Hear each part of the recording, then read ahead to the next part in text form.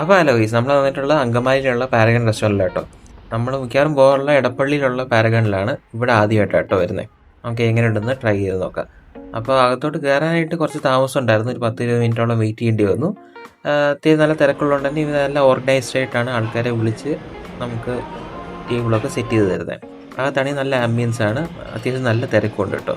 ഇപ്പോൾ കരിങ്ങാരി വെള്ളം ഇരിക്കുന്നതല്ലേ, നല്ല പിങ്ക് കളറല്ലേ, നല്ല രസമുണ്ട്. പിന്നെ നമ്മൾ ഈ വിരിച്ചിട്ടേക്കുന്ന ഈ ടേബിളിലുള്ള ആ പേപ്പർ നല്ല ഭംഗിയുണ്ട്. അതിൻ്റെ ആർട്ട് വർക്കും നല്ല നൈസായിട്ടുണ്ട്. ഓപ്പൺ കിച്ചണുമാണ്, മാത്രമല്ല നല്ല ആംബിയൻസ് കേട്ടോ. എനിക്ക് ഓവറോൾ ആംബിയൻസും എല്ലാം എനിക്ക് ഇഷ്ടപ്പെട്ടു. അപ്പോൾ നമ്മൾ ഓർഡർ ചെയ്ത ഫുഡൊക്കെ പതുക്കെ വരാൻ തുടങ്ങി. ഇത് മട്ടൺ ലഹോരിയാണ് കേട്ടോ ആ സൈഡിൽ വെച്ചേക്കുന്നത്. പിന്നെ നെയ്ച്ചോറും ഉണ്ട്, അതിൻ്റെ കൂടെ ഒരു ചിക്കൻ ബിരിയാണിയും ഉണ്ട് കേട്ടോ. ചിക്കൻ ബിരിയാണിയുടെ സൈഡ്സാണ് ഈ വെച്ചുകൊണ്ടിരിക്കുന്നത്. നമുക്ക് ഓരോന്നായിട്ട് നോക്കാം. അപ്പോൾ ഇത്രയും സംഭവമായിട്ട് നമ്മൾ ഓർഡർ ചെയ്തേക്കുന്നത്. എൻ്റെ കൂടെ ഒരു പപ്പടം ഉണ്ട് കേട്ടോ. പപ്പടം 3 എണ്ണം ഉണ്ട്. പിന്നെ എൻ്റെ കൂടെ റൈത്തയുണ്ട്, റൈത്തയും പിന്നെ ഒരു അച്ചാറും ഉണ്ട്.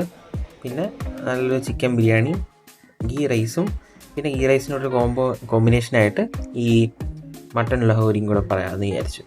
നമ്മൾ മട്ടൻ ബിരിയാണി കഴിക്കാമെന്നാണ് വിചാരിച്ചു വന്നത്, പക്ഷേ മട്ടൻ ബിരിയാണി തീർന്നു പോയി. മട്ടൻ ബിരിയാണി ഇതിലായിട്ട് ഞാൻ പാരഗണിൽ കഴിച്ചിട്ടില്ല. എന്തായാലും നമുക്ക് അടുത്ത പ്രാവശ്യം ട്രൈ ചെയ്ത് നോക്കാം. അപ്പോൾ നമുക്ക് ആദ്യമേ ഗീ റൈസും മട്ടൺ ലഹോരിയും കൂടെ കഴിച്ച് നോക്കാം. കുഴപ്പമില്ല, നല്ല ടേസ്റ്റ് ഉണ്ട് കേട്ടോ, വലിയ പ്രശ്നമൊന്നുമില്ല. പിന്നെ മട്ടൺ ലഹോരി മട്ടൺ ഇച്ചിരി ഹാർഡായിട്ട് തോന്നി, എന്നാലും കുഴപ്പമില്ല, ടേസ്റ്റ് ഉണ്ട്. ടേസ്റ്റ് വൈസ് നല്ലതാണ്.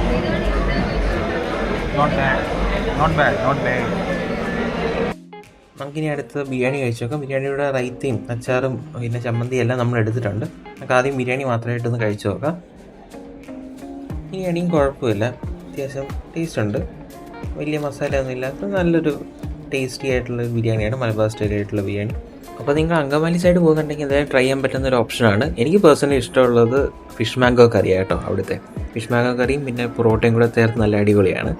ഇപ്പോൾ നമ്മൾ ലൈം ജ്യൂസും കൂടെ ഓർഡർ ചെയ്തിട്ടുണ്ട്. ലൈം ജ്യൂസിൻ്റെ കൂടെ എനിക്ക് ഈ ഓലയുടെ സ്ട്രോ ആണ് എനിക്ക് ക്യൂരിയസ് ആയിട്ട് തോന്നുന്നത്. ഞാൻ ആദ്യമായിട്ട് ഇങ്ങനത്തെ സ്ട്രോ കാണുന്നത്. അപ്പോൾ നമ്മുടെ ബില്ല് ഇതാണ്. അതിൻ്റെ കൂടെ ഇതേപോലെ മൗത്ത് ഫ്രഷ്നറുണ്ട്. ഇതെനിക്കൊരു വെറൈറ്റി ആയിട്ട് തോന്നി, നല്ല രസമുണ്ടായിരുന്നു. അപ്പോൾ പോകുന്ന വഴിക്ക് ഈ വി ക്ലാസ് ബെൻസും കണ്ടു. അപ്പോൾ നിങ്ങളെയും കൂടെ കാണിക്കാൻ വിചാരിച്ചു. അപ്പോൾ അടുത്ത വീഡിയോ കാണാം. ലൈക്ക് ചെയ്യാൻ, സബ്സ്ക്രൈബ് ചെയ്യാൻ മറക്കല്ലേ. ബായ്.